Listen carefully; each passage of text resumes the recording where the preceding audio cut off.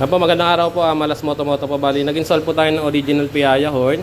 Saka po ng TDD4644 po. Ito po, yung dual quad shot po siya. Dito po sa Honda ADB 150 po. Yan po kay Sir Alvin po. Bali, home service po ito. Package po lahat. Kasama po yung mga bracket, busina, lahat-lahat na po. Sige sir, low po. Yan po yung low. Sige po, low po. Yan, dilaw po yung low ni sir. Grabe yung lakas niyan. Yung high po sir, kulay puti. Yan naman po yung high. Ganda. Papatay sir ng ilaw. Passing light po. Marami po. Yan, yun po yung passing light po ni sir. Combination po yan, bali kinonvert ko na lang po. Yung busina mo sir. Sige sir, rapid sir. Yan po yung stock po. Yung switch nyo po sa loud horn po. Yan po, loud. Sapa sir, madilim.